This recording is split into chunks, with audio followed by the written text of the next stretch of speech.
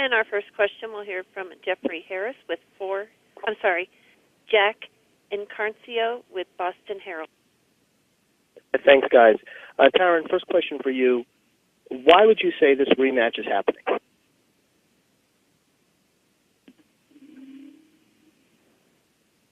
Hello? I'm sorry about that. I was trying to send someone to voicemail that was following.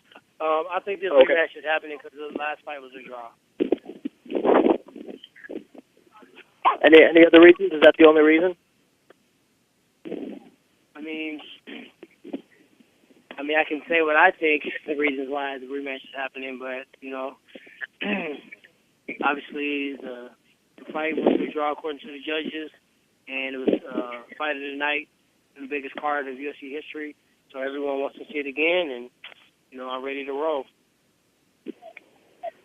Forgive me, it sounds like you have other thoughts. I'm interested in your thoughts on why it's happening. If you could expound on that a little bit. You know what?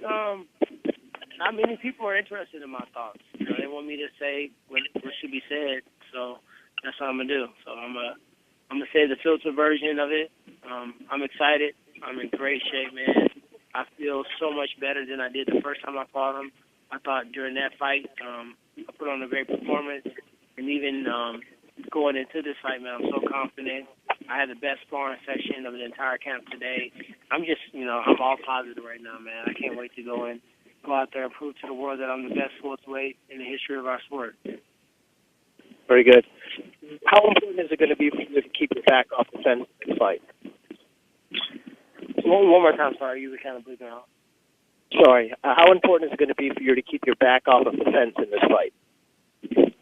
I don't know if it was that important. I don't see any moments in the fight when he actually hurt me to the point where the referee starts making steps towards us like I was in any jeopardy of getting finished. I think I just need to do a few things differently. Obviously, I'm not going to elaborate and give you my entire game plan, but I'm prepared to go out there, be a better version of what I was the last time, and actually expound upon some of the things I did really well in the last fight, do more of it. So I'm just excited, man. I'm a complete mixed martial artist. I have the power, I got the wrestling, I got the ground game, I got the endurance, and I got the mental toughness to go out here and put anybody away. So I'm just excited to go out there and have one more opportunity to prove I'm the greatest welterweight of all time.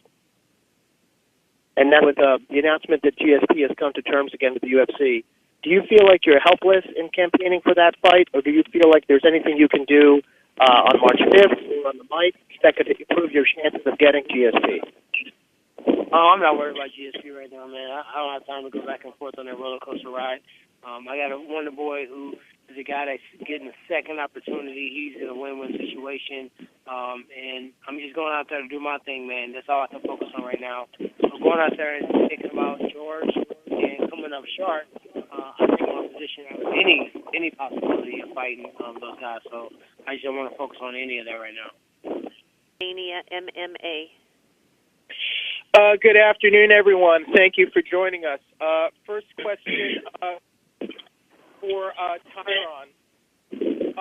Are you concerned at all about any adjustments Steven might make this time, or does your performance in the last fight make you think you'll be well prepared for any adjustments and changes he might make this time around? I'm not concerned about anything. What did he do to me in that last fight that should make me concerned? Like, be honest. I'm not the one that got knocked down 4 times in 1 round, nearly submitted, completely dominated in the first round. I'm going to make an adjustment because I'm a martial artist and I'm a perfectionist and I'm a hard worker. But there's nothing he did in the fight, and there's nothing he could have done in the training camp that's going to make him that much different of a fighter. So with that said, no, I'm not concerned. I don't take it for granted. I don't take any opponent lightly.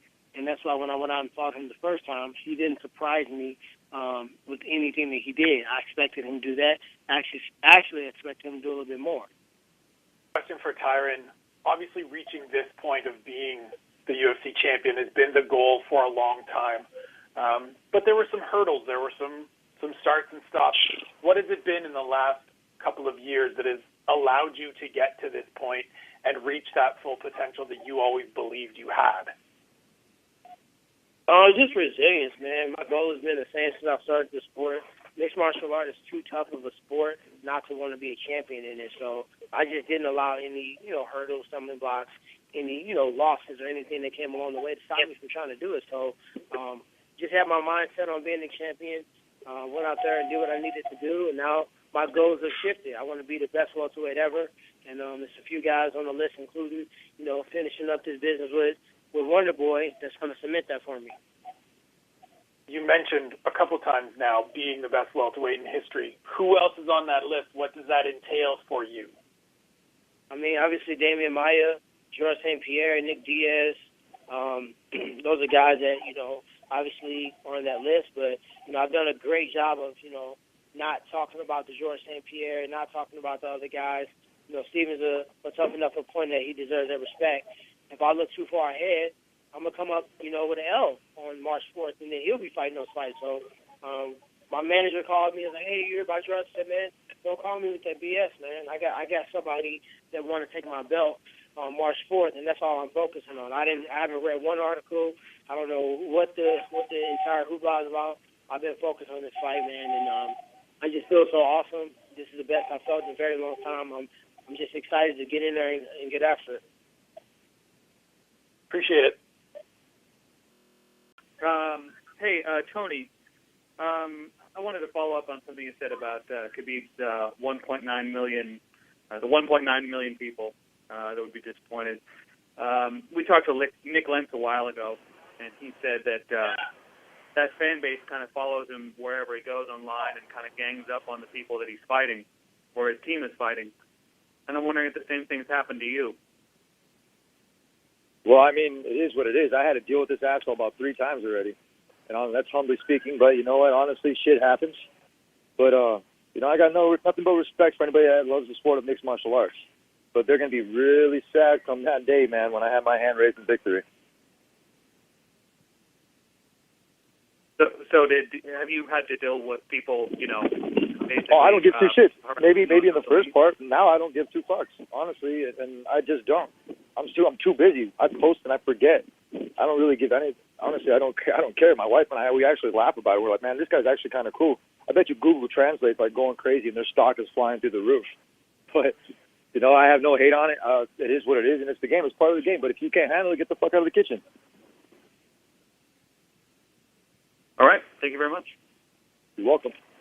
And next, we'll move to Kendrick Johnson with RingTV.com. My question is for Tony. How you doing, Tony? Good. How are you? It seems like he legitimately got you heated. Is he getting on your skin, or is it just that you're about that life when it comes to the game of martial arts? Say that question again. I said, is he under your skin, or is it just the fact that you're just intense and you're about that life when it comes to the game of mixed martial arts? This dude's trying to take food off my table, bro. He's talking shit, so of course, man.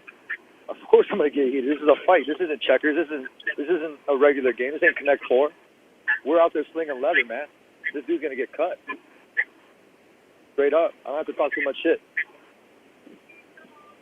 I think it is if you were to be able to that first guy to put a loss on his record and stop him. I think it would that be a feather in your cap. I can barely hear you. What'd you say? I think it would a feather in the cap would be to not only get a loss but to stop him. Cause I can tell you're obsessed with stopping him. So if you were to make your goal a reality, how big of a feather in your cap would that be? Well, look, man. If somebody doesn't piss me off, I'll finish him in the first round. This dude pissed me off. I'm gonna drag him into deep waters if he's dealing with a hammerhead. I don't have to talk too much about it, man. I've already talked. I already talked to him about it. You guys are going to see fucking fireworks. This should be the main event. I don't know why Stephen Thompson and Pete Woodley are the main event. But this shit everybody's talking about. This is the third time's the charm. Because I'm a world champion. That's why it's the main I'm going to come after him hard. I'm going to come after him hard.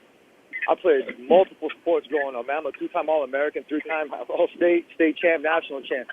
This dude is not on my level. He is not on my level. As hard as I fucking work and what I represent from where my talent, from my state, from California to Michigan, in between and all around the world, nobody's going to take this away from me. I love holding my baby boy, and this dude says he wants to try to break my arm. I said, go ahead and try to bring that shit. You break it, I got other parts of my body I'm going to hit you with, motherfucker. So, you better be ready. Hey, you nervous about your arm? And next, we'll move to Heidi Fang with Las Vegas Review-Journal. Hi, my first question is for Tony Ferguson. You've been talking a lot about Conor McGregor running. If you were to get past Khabib Nurmagomedov, then when would you hope to face possibly McGregor and unify the title? I mean, do you think that's something that would happen next? Conor McGregor, obviously, he's in my weight class, and he's trying to avoid me by going over to boxing and whatever. I can care less. This is a man sport that we play. I've been boxing for a long time. I've been with the greatest boxers, been trained by them over in the 805. Robert Garcia is one of my first coaches. Joseph Janik, Victor Ortiz's coach. Now I'm working with Rashad Holloway from Wildcard Boxing. I've been putting in my work and putting in my effort, man. And Khabib and me, we're going to have this war. And whatever Conor does, man, I gave him a pass. I don't have to talk too much shit. He's got his kid coming up. I told him, go spend some of that money, dude. Go do what you got to do and earn that little thing that you got and then come back when you're ready to be a man. And, this is a sport. I'm at 155. Once I'm done with this one, I'll move on and I'll make sure whoever's next, man, is going to get it. But right now, the fight at hand is Khabib Nurmagomedov for UFC 209 for the interim title. And we're here to do business. You fans are in for a treat. I don't even think you guys know exactly what's going to happen. So much heat is going to be pressed on this, especially when I'm on my way to victory. You have no idea what this is going to bring for the fans. They've been waiting for this fight for 3 times. This is the 3rd time that everybody's been waiting for this fight. Everybody just wants to see it done. I just want to see it done myself. I'm sure Khabib will probably agree with me that he just wants to get this shit over with.